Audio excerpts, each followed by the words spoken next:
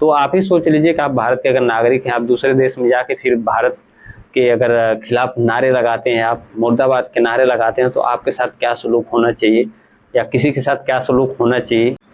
Hello नमस्कार, स्वागत है आपका मेरे यूट्यूब के चैनल में।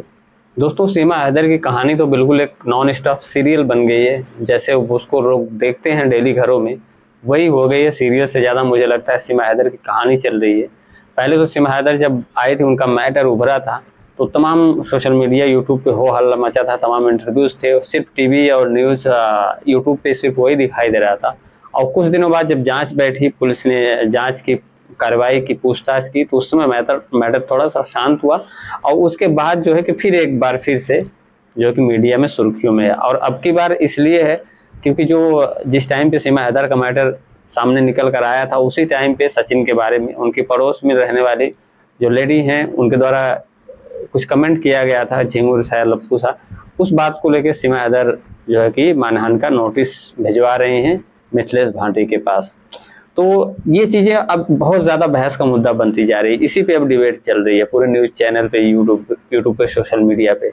और सीमा हैदर का ये कहना है कि मेरे पति को अपमानित किया गया है, गलत शब्द उनके लिए बोले गए हैं। हालांकि मिथिलेश भाटी का कहना है कि आम बोलचाल की भाषा में ऐसे शब्द यूज होते हैं, इसलिए ये उस समय बोला गया और ऐसे आमतौर पर हम लोग बोलते भी हैं।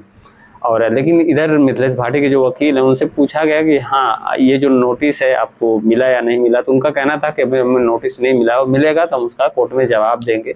और और ये भी देखेंगे कि कहीं अगर हो सकता है मिथिलेश भाटी के ऊपर भी अगर किसी ने मानहानि की है, अगर उनका भी कुछ हनन हुआ है, तो हम उल्टा भी उनके ऊपर मानहानि का दावा करेंगे। साफ तौर पे यही कहना था उनका। लेकिन हमें समझने की ज़रूरत है, हम बात इसकी नहीं कर रहे हैं किसने मानहानि की किसने नहीं, हम बात मेन मुद्दे की कर रहे हैं कि आखिर सीमा हैदर की तरफ से इतने दिनों बाद ऐसा क्यों किया गया। तो आप साफ साफ जान लीजिए, सीमा हैदर का मन है भारत में रहने का, यहीं पे रहने का, उनका जाने का मकसद ही नहीं है। भले वो किसी इलीगल तरीके से आई हैं, इसीलिए वो सिंपैथी गेन करना चाहती हैं, यहाँ मैटर उलझा के रखना चाहते हैं, क्योंकि पाकिस्तान के खिलाफ उन्होंने इतने सारे वर्ड बोल रखे हैं कि मुझे नहीं लगता पाकिस्तान उनके लिए सेफ है। वो इस चीज़ को समझ रही हैं।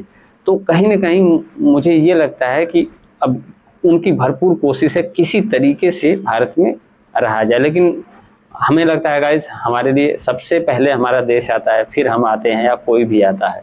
वो तो दूसरे मुल्क की बात है कि नहीं, किसी का प्यार। और दूसरी बात, सीमा हैदर जो है इलीगल तरीके से भारत में एंट्री की है। दूसरी बात, तीसरी बात यह है कि पाकिस्तान जो कि हमारे देश में तमाम आतंकवादी गतिविधियों को अंजाम देता रहा है, उस देश से ताल्लुक़ रखती हैं वो, और उनके ऊपर कहीं न कहीं अभी शक है। अभी ये सर्टिफाई नहीं हुआ है कि वो एजेंट हैं या नहीं है, या सिर्फ प्यार के लिए आई हैं।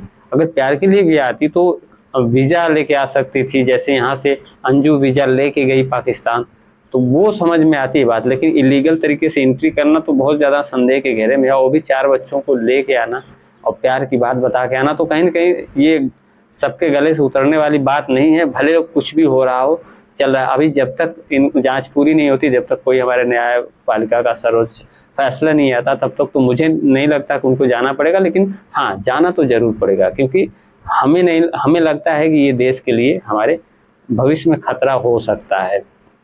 और वो तमाम छोटी-छोटी बातों को लेके उलझा के रखना चाहती हैं, मीडिया में बने रहना चाहती हैं, सिम्पैथी गेन करना चाहती हैं।